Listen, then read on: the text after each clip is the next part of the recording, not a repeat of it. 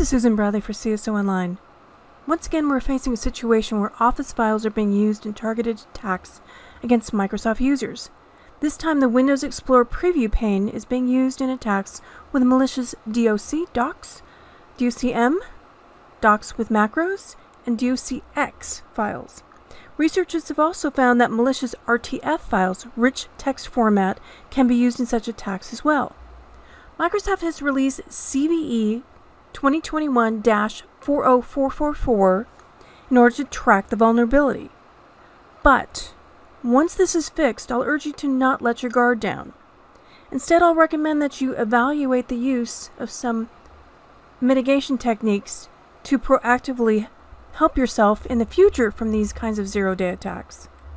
In this particular attack sequence, an attacker could craft a malicious ActiveX control to be used by Microsoft Office document that hosts the browser rendering engine.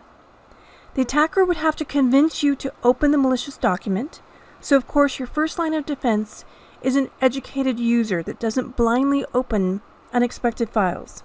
In addition, Microsoft Defender Antivirus and Defender for Endpoint currently providing detection and protections for the known vulnerabilities. However, I have seen some reports that they've only protected against known hard-coded locations, and they're starting to see attacks go around those measures. So again, check your antivirus, make sure it already includes detections. The other day on Twitter, Will Dorman, who works for the CertCC, who tweets on his personal account, indicated that there's an additional protection that we probably should be using, and in fact, I'd recommend that you keep in place all the time. And that's using Windows Defender, or these days Microsoft Defender, ASR rules, attack surface reduction rules, from spawning child processes in Office. It's a specific GUID code you have to enable, and it's something that we probably should enable now for this 0-day, and consider leaving on permanently. You go into Group Policy, you go down to Administrative Templates, Windows Components, and look for Microsoft Defender Antivirus, and then on Microsoft Defender Exploit Guard. Now keep in mind that the name has changed. When it first came out, it was Windows Defender rather than Microsoft Defender. So you'll have to look at that Group Policy setting. And then you want to look for Configure Attack Surface Reduction Rules, and you want to enable them.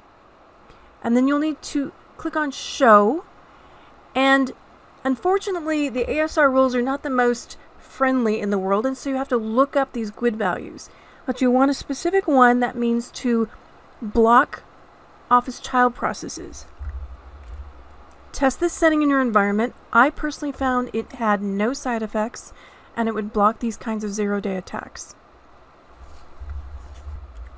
Now, if you want a more specific fix, or temporary mitigation, I should say, there's some registry entries to set the values for the internet zones so that the ActiveX controls will not run in the various internet zone policies. And you can see the setting there. In addition, you can also set the values so that DOC, DOCX, and DOCM, as well as RTF, do not show in the preview pane in Windows Explorer. Now, preview pane is something that I honestly don't turn on in my computers because I find it slows my computer down. But if you want to proactively disable that setting, those are the registry keys to use. And if you want to do all of these settings in one registry value, that's easy to do. You combine the ActiveX zones as well as removing the shell values. And the way to remove shell values in a registry key is merely to put a minus in front of that HKey classes root. Then of course build yourself a registry key to put these values back in. In order to undo this, you would do a minus in front of these values up here and take the minus out below here.